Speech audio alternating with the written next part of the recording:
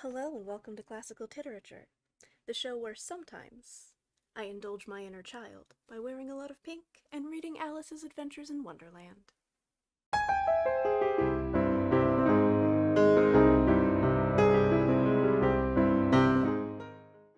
So, the Alice Literary Universe, or the ALU, if you would like, is one of those properties that is so thoroughly pillaged that a lot of people have no idea what actually takes place in the books themselves and what takes place in adaptations.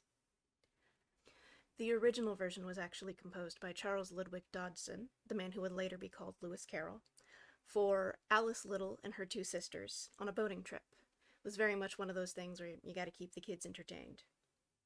The story he told on that boat would eventually develop into Alice's Adventures in Wonderland and the associated works. Before we move on, and a quick content warning for child sexual abuse mention, I would like to address this once and then move on from there, because I don't want to have to put this disclaimer at the start of every video, but I think it is also important to acknowledge that there's a pretty decent chance that Lewis Carroll might have been a pedophile. Now, this is one of those things that is hotly debated throughout the Lewis Carroll fandom, but there are some, let's call them interesting, photographs that he took of the little sisters, and let's just say that if somebody posted those pictures on Instagram today, or pictures like those, they'd probably be getting a quick checkup call from the FBI. So, whereas we don't necessarily have any accusations or charges levied against him, it is, at best, suspicious. The book itself at no point implies or has any child sexual abuse, but I completely understand if this is not a work that you can listen to. Now that we've gone through the basics of why the story was written and our Lewis Carroll disclaimer, let's get started. If you would like to read along, I am reading from the Lewis Carroll Complete Works. It's got a lovely gold page and has a good heft if you ever need to hit somebody with a book. Alice's Adventures in Wonderland itself actually opens with a poem about the writing of the book and that fateful boat trip in July. All in the golden afternoon, full leisurely we glide, for our oars with little skill by little arms are plied, while little hands make vain pretence our wanderings to guide. Ah, cruel three, in such an hour, beneath such dreamy weather, to beg a tale of breath too weak to stir the tiniest feather. Yet what can one poor voice avail against three tongues together? Imperious Prima flashes forth her edict to begin it. In gentle tones Secunda hopes there will be nonsense in it, when Tertia interrupts the tale not more than once a minute. Anon to sudden silence won, in fancy they pursue the dream child moving through a land of wonders wild and new. In friendly chat with bird or beast, and half believe it's true.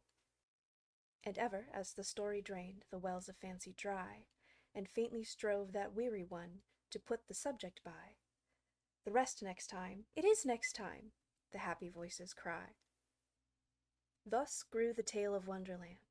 Thus slowly, one by one, its quaint events were hammered out, and now the tale is done, and home we steer, a merry crew, beneath the setting sun.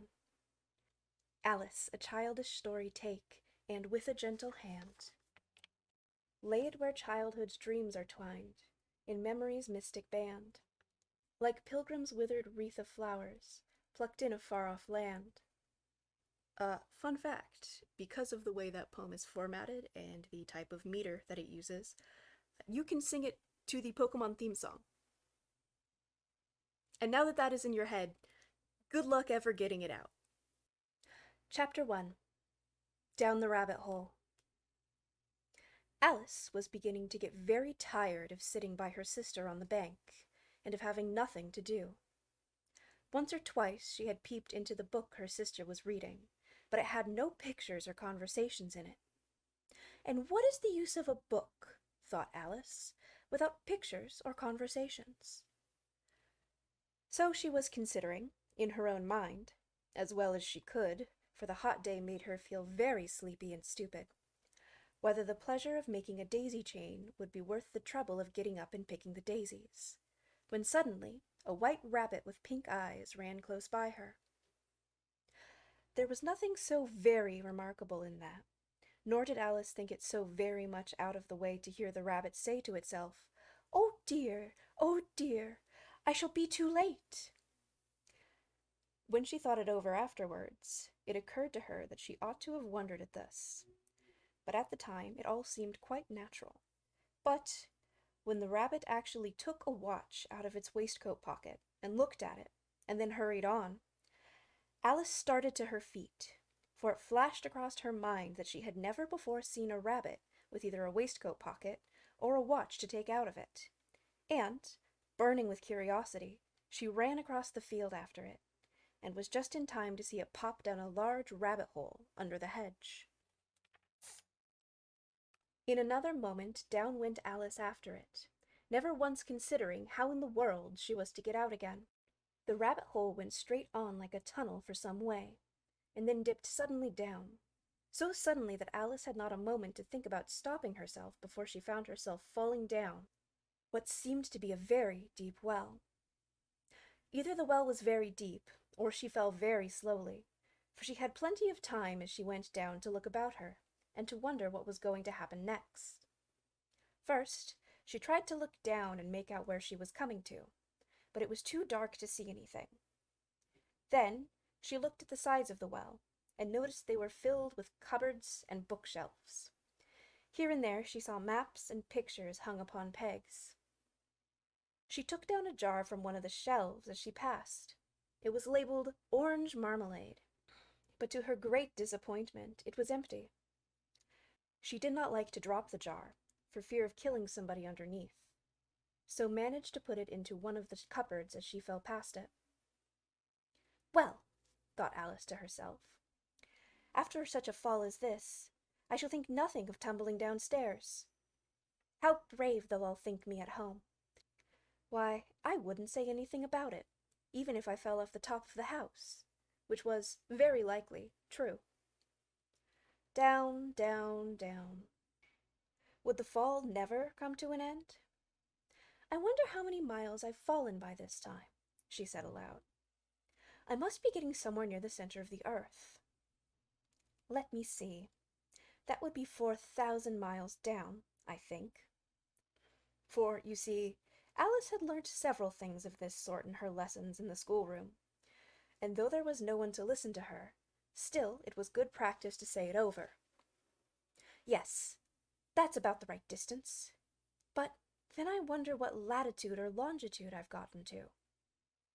Alice had not the slightest idea what latitude was, or longitude either, but she thought they were nice grand words to say. Presently she began again. "I wonder if I shall fall right through the earth. How funny it'll seem to come out among the people that walk with their heads downwards. The antipathies, I think." She was rather glad there was no one listening this time, as it didn't sound at all the right word. "But I shall have to ask them what the name of the country is, you know. Please, ma'am, is this New Zealand or Australia?" And she tried to curtsy as she spoke. Fancy curtsying even though you are falling through the air. Do you think she could manage it? And what an ignorant little girl she'll think me for asking. No, it'll never do to ask. Perhaps I will see it written up somewhere. Down, down, down.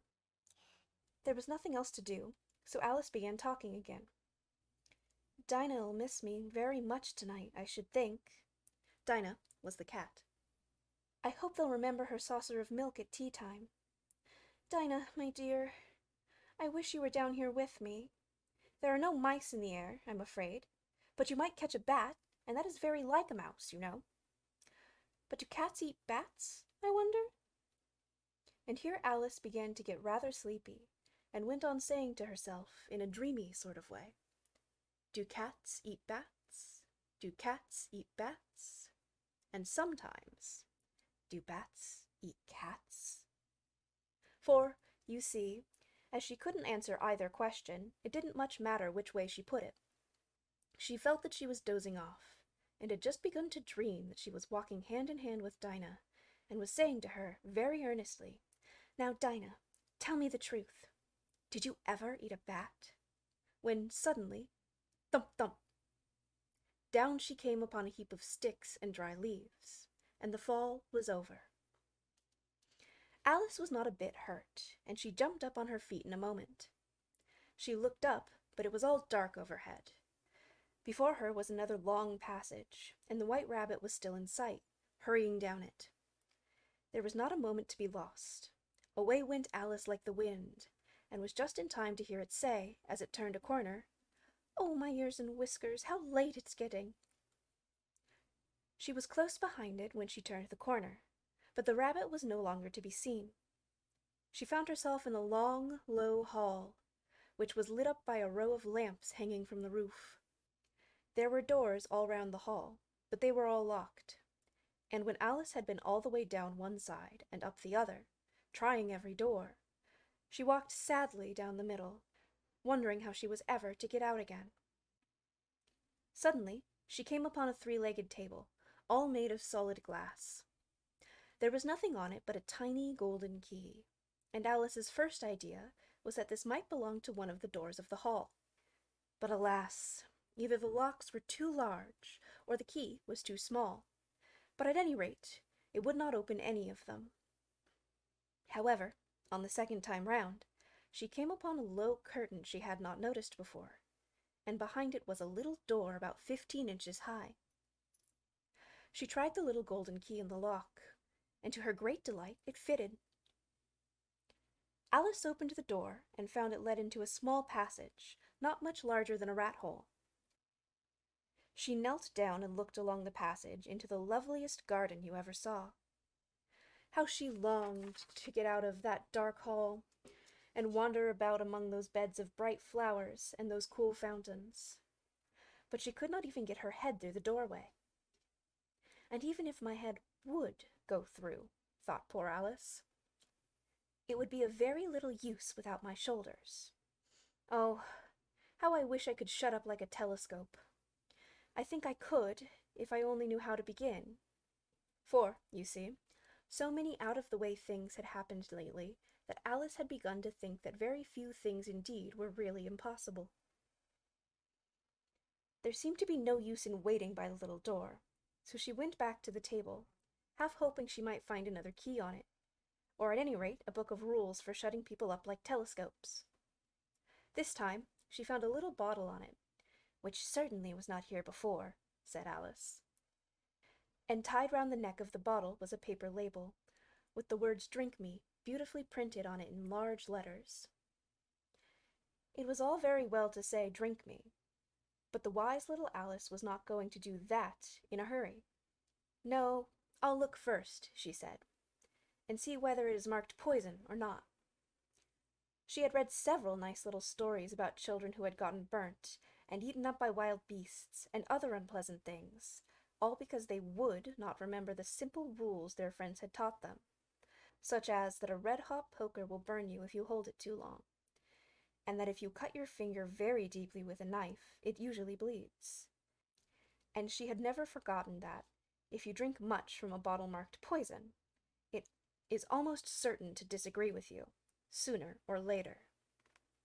However, this bottle was not marked poison, so Alice ventured to taste it, and, finding it very nice, it had, in fact, a sort of mixed flavor of cherry tart, custard, pineapple, roast turkey, toffee, and hot buttered toast. She very soon finished it off. "What a curious feeling," said Alice. "I must be shutting up like a telescope." And so it was indeed. She was now only 10 inches high, and her face brightened up at the thought that she was the right size for going through the little door into that lovely garden. First, however, she waited for a few minutes to see if she was going to shrink any further. She felt a little nervous about this, for it might end, you know, said Alice to herself, in my going out altogether, like a candle. I wonder what I should be like then. And she tried to fancy what the flame of a candle looks like after the candle is blown out, for she could not remember ever having seen such a thing. After a while, finding that nothing more happened, she decided on going into the garden at once. But alas for poor Alice! When she got to the door, she found she had forgotten the little golden key, and when she went back to the table for it, she found she could not possibly reach it. She could see it quite plainly through the glass, and she tried her best to climb up one of the legs of the table, but it was too slippery. And when she had tired herself out with trying, the poor little thing sat down and cried. "Come, there's no use in crying like that," said Alice to herself rather sharply. "I advise you to leave off this minute." She generally gave herself very good advice, though she seldom followed it.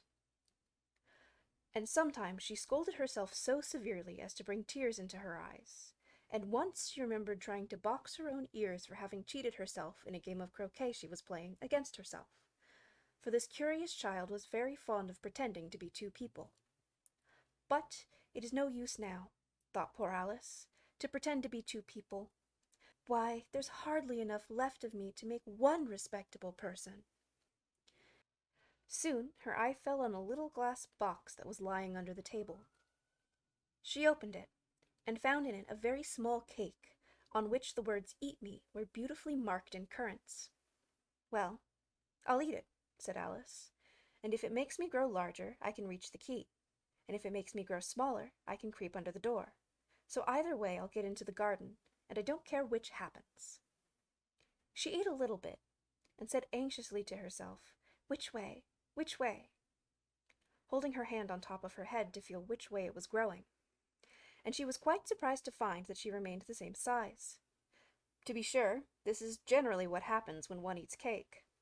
But Alice had got so much into the way of expecting nothing but out-of-the-way things to happen, that it seemed quite dull and stupid for life to go on in the common way.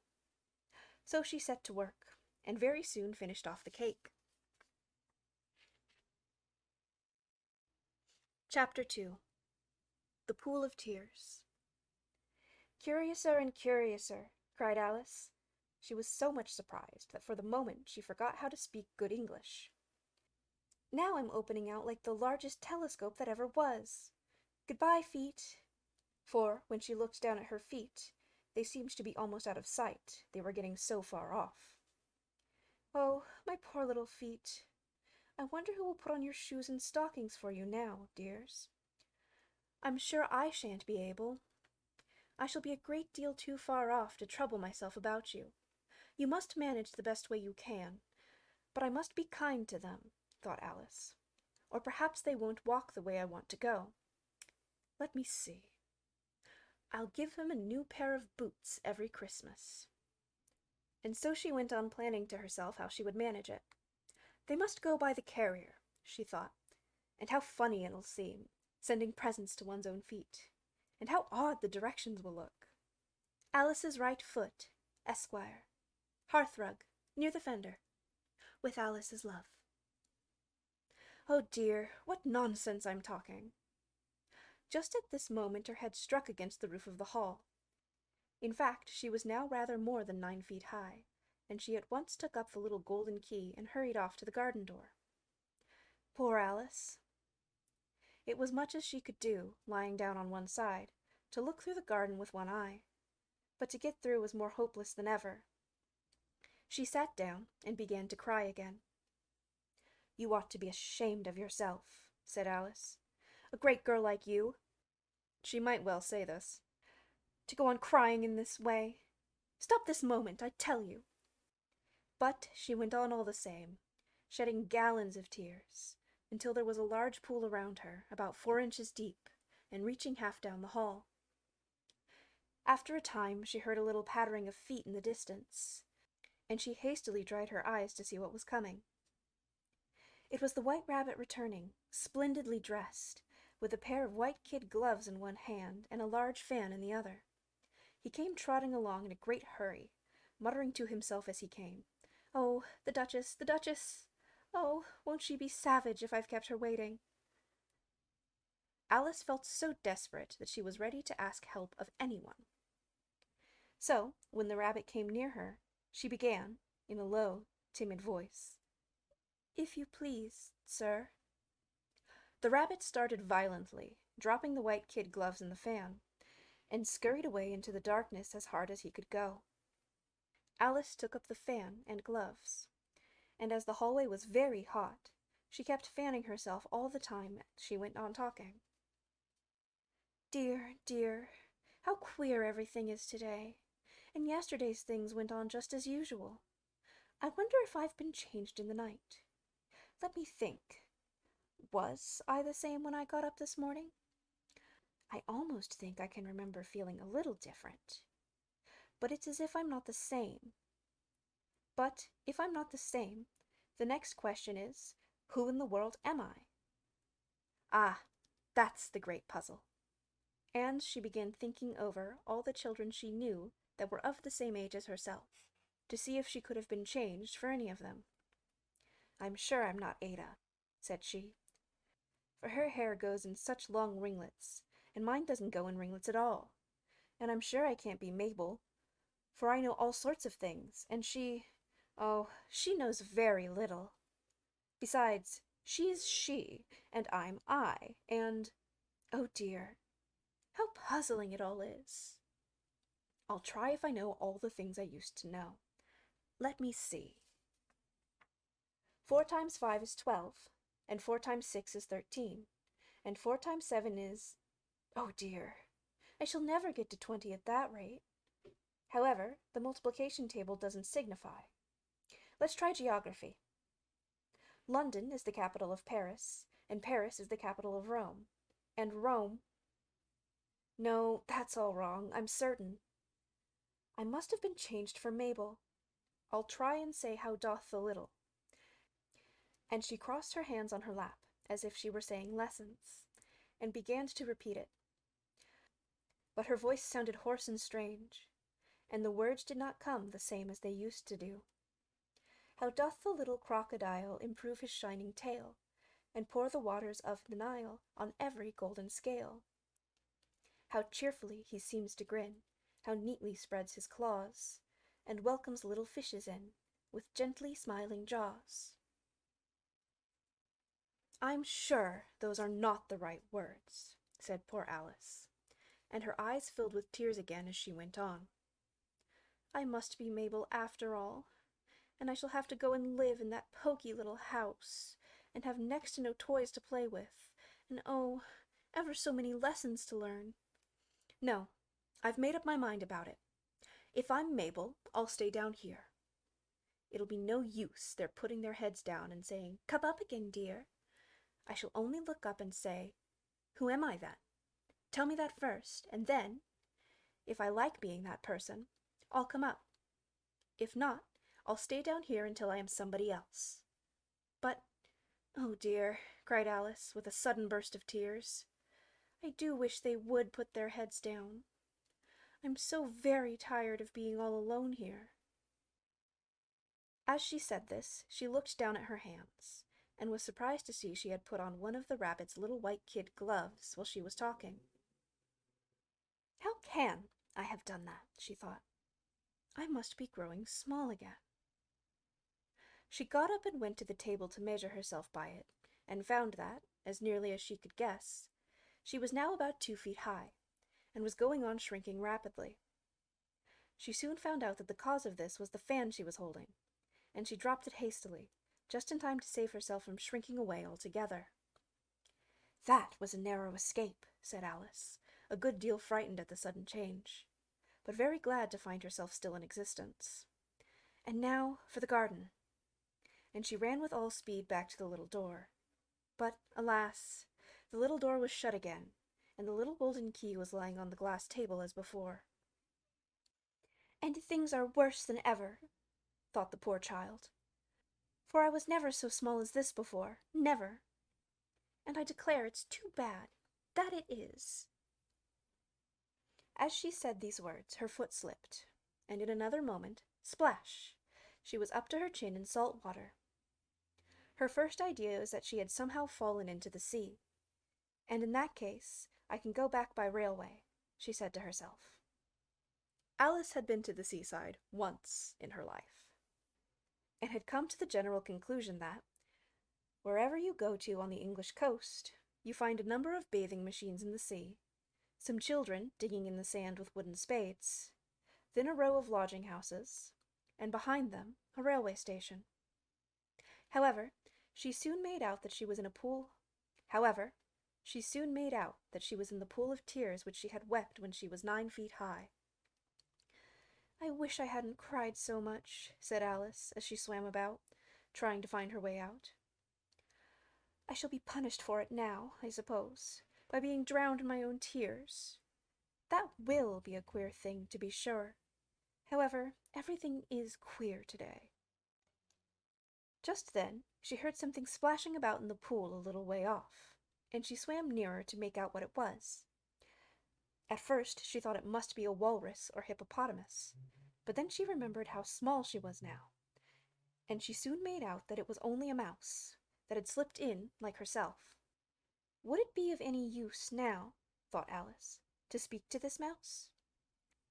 Everything is so out of the way down here that I should think very likely it can talk. At any rate, there's no harm in trying.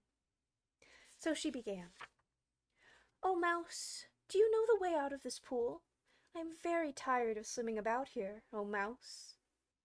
Alice thought this must be the right way of speaking to a mouse. She had never done such a thing before, but remembered having seen, in her brother's Latin grammar, a mouse, of a mouse, to a mouse, oh mouse. The mouse looked at her rather inquisitively, and seemed to her to wink with one of its little eyes, but it said nothing. "Perhaps it doesn't understand English," thought Alice. "I dare say it's a French mouse, come over with William the Conqueror."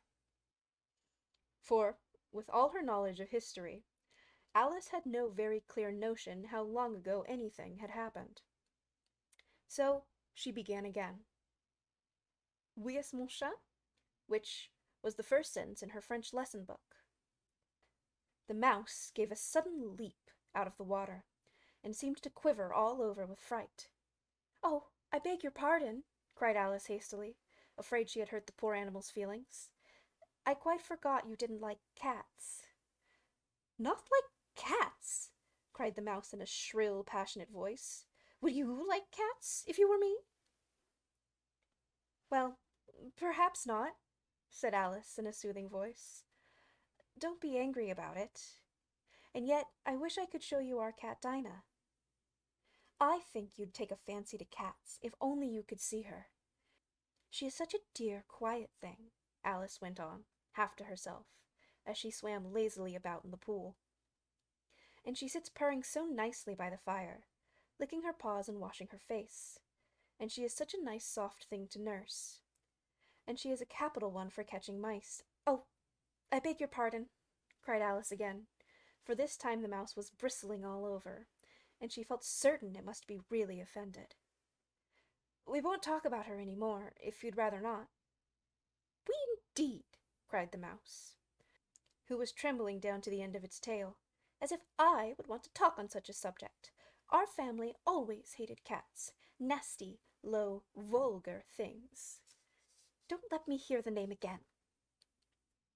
"I won't indeed," said Alice, in a great hurry to change the subject of conversation. Are you fond of dogs?" The mouse did not answer, so Alice went on eagerly. "There is such a nice little dog near our house, I should like to show you. A little bright-eyed terrier, you know, with, oh, such long curly brown hair. And it'll fetch things when you throw them, and it'll sit up and beg for its dinner, and all sorts of things. I can't remember half of them. And it belongs to a farmer, you know, and he says it's so useful, it's worth 100 pounds. He says it kills all the rats and—" "Oh, dear!" cried Alice in a sorrowful tone. "I'm afraid I've offended it again." For the mouse was swimming away from her as hard as it could go, and making quite a commotion in the pool as it went. She called softly after it, "Mouse dear, do come back, and we won't talk about cats, or dogs either, if you don't like them." When the mouse heard this, it turned round, and swam slowly back to her. Its face was quite pale, with passion, Alice thought, and it said in a low, trembling voice, "Let us get to shore. and I'll tell you my history, and you'll understand why it is I hate cats and dogs." It was high time to go, for the pool was getting quite crowded with the birds and animals that had fallen into it. There was a duck and a dodo, a lory and an eagle, and several other curious creatures. Alice led the way, and the whole party swam to shore. Chapter 3. A Caucus Race and a Long Tail. They were indeed a queer-looking party that assembled on the bank. The birds with draggled feathers, the animals with their fur clinging close to them, and all dripping wet, cross, and uncomfortable. The first question, of course, was how to get dry again. They had a consultation about this, and after a few minutes it seemed quite natural to Alice to find herself talking familiarly with them, as if she'd known them all her life. Indeed, she had quite a long argument with the lory, who at last turned sulky, and would only say, "I'm older than you, and must know better." And this Alice would not allow, without knowing how old it was, and, as the lory positively refused to tell its age, there was no more to be said. At last the mouse, who seemed to be a person of some authority among them, called out, "Sit down, all of you, and listen to me. I'll soon make you dry enough." They all sat down at once, in a large ring, with the mouse in the middle. Alice kept her eyes anxiously fixed on it, for she felt sure she would catch a bad cold if she did not get dry very soon. "Ahem," said the mouse with an important air. "Are you all ready? This is the driest thing I know. Silence all around, if you please." William the Conqueror, whose cause was favored by the Pope, was soon submitted to by the English, who wanted leaders, and had been of late much accustomed to usurpation and conquest. Edwin and Morcar, the Earls of Mercia and Northumbria— "Ugh!" said the lory with a shiver. "I beg your pardon," said the mouse, frowning, but very politely. "Did you speak?" "Not I," said the lory, hastily. "I thought you did," said the mouse. "I proceed. Edwin and Morcar, the Earls of Mercia and Northumbria, declared for him, and even Stigand, the patriotic Archbishop of Canterbury, found it advisable— "Found what?" said the duck. "Found it," the mouse replied rather crossly. "Of course you know what it means." "I know what it means well enough, when I find a thing," said the duck. "It's generally a frog or a worm. The question is, what did the Archbishop find?" The mouse did not notice this question, but hurriedly went on. "Found it advisable to go with Edgar Atheling to meet William and offer him the crown. William's conduct was at first moderate, but the insolence of his Normans— How are you getting on now, my dear?" it continued, turning to Alice as it spoke. "As wet as ever," said Alice in a melancholy tone. "It doesn't seem to dry me at all." "In that case," said the totem solemnly, rising to its feet, "I move that the meeting adjourn, for the immediate adoption of more energetic remedies." "Speak English," said the eaglet. "I don't know the meaning of half those long words, and, what's more, I don't believe you do either." And the eaglet bent down its head to hide a smile. Some of the other birds tittered audibly. "What I was going to say," said the dodo in an offended tone, "was the best thing to get us dry would be a caucus race." "What is a caucus race?" said Alice. Not that she much wanted to know, but the dodo had paused as if it thought that somebody ought to speak, and no one else seemed inclined to say anything. "Why," said the dodo, "the best way to explain it is to do it, and as you might like to try the thing yourself some winter day, I will tell you how the dodo managed it. First, it marked out a race course in a sort of circle. The exact shape doesn't matter, it said. And then all the party were placed along the course, here and there. There was no 1, 2, 3, and away, but they began running when they liked, and left off when they liked, so that it was not easy to know when the race was over. However, when they had been running half an hour or so, and were quite dry again, the dodo suddenly called out, "The race is over!" and they all crowded round it, panting and asking, "But who has won?" This question the dodo could not answer without a great deal of thought, and it stood for a long time with one finger pressed upon its forehead, the position in which you usually see Shakespeare in the pictures of him, while the rest waited in silence.